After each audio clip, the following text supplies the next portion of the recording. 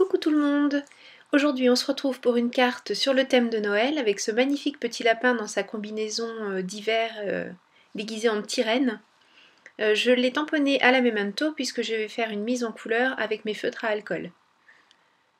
Pour celles qui utilisent la même marque que moi et qui veulent savoir les numéros que j'utilise, je vais mettre au fur et à mesure les références de chacun des feutres.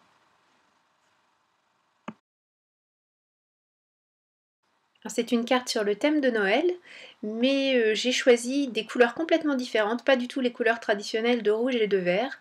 Là j'avais très envie de mêler à la fois des verts bleutés et des violets. Donc je me suis fait plaisir. J'espère que ça vous plaira, puis ça change un petit peu des couleurs classiques et je trouve que ça évoque bien l'hiver. Donc peut-être au-delà d'évoquer Noël, ça évoque au moins l'hiver, mais vous allez voir que à la fin on croit vraiment à une carte de Noël. Je vous laisse avec la colorisation et avec un petit peu de musique. On se retrouve tout à l'heure.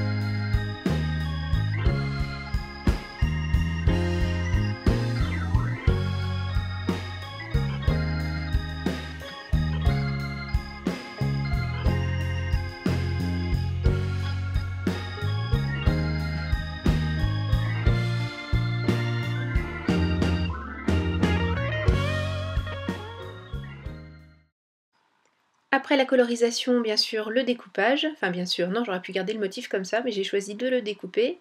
Donc j'ai découpé même la petite ficelle du grelot et les moustaches du lapin. Et je repasse ensuite, bien sûr, le contour avec mon feutre noir pour éviter les tranches blanches, comme d'habitude. Alors ça peut être un parti pris, mais voilà, j'aimais autant éviter que ça se voit. Et puis j'ai ajouté un petit peu de feutre argenté sur le petit grelot du lapin. Alors pour faire le fond de ma carte, j'ai pris une chute de cardstock, donc c'est toujours le Nina Solar White, et j'ai pris deux couleurs de Distress, la Dusty Concord, et au départ j'avais choisi la Tumble Glass. Ça me semblait bien se marier avec la couleur de la tenue du lapin, et puis après réflexion, je trouvais que c'était pas assez soutenu, enfin c'était trop bleu et pas assez ce bleu vert que j'ai utilisé pour la colorisation. Donc finalement j'ai opté pour Evergreen Bow.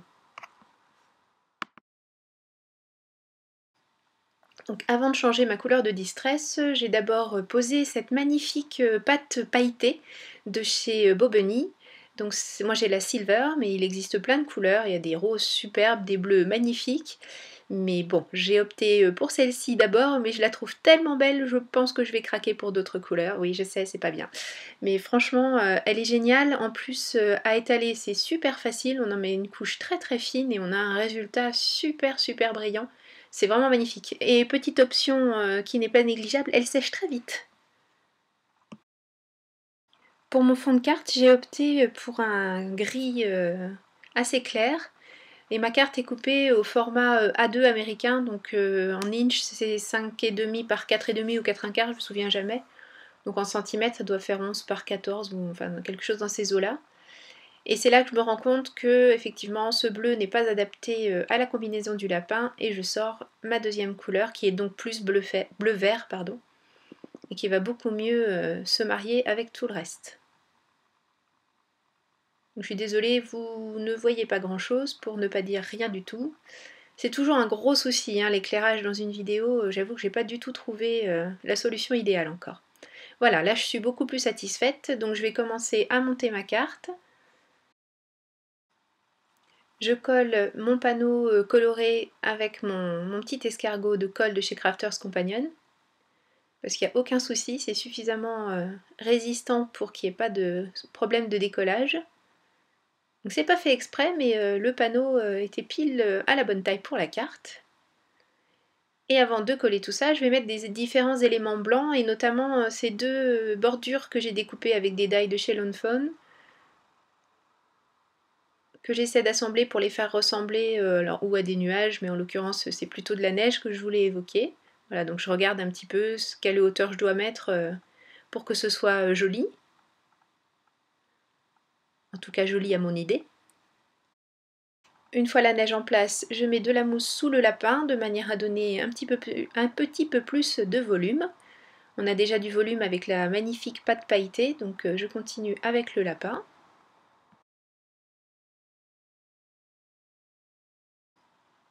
Je place le lapin et je vais rajouter un élément qui va vraiment aider ma carte à faire Noël, voilà, le fameux joyeux Noël. Donc c'est un die. Je vais coller également des flocons, donc ce sont aussi des die. Le joyeux Noël, je vais le coller avec ma colle, la Two-Way Glue de chez Zig, puisque pour des petits éléments comme ça, c'est vraiment l'idéal. Les flocons avec des glue dots, et voilà, il y avait un point, les flocons avec des glue dots.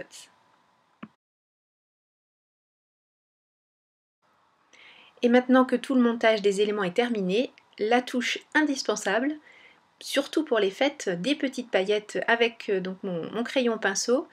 Et juste pour vous signaler que Noël chez Tout en Colle vient de recevoir des pinceaux à paillettes.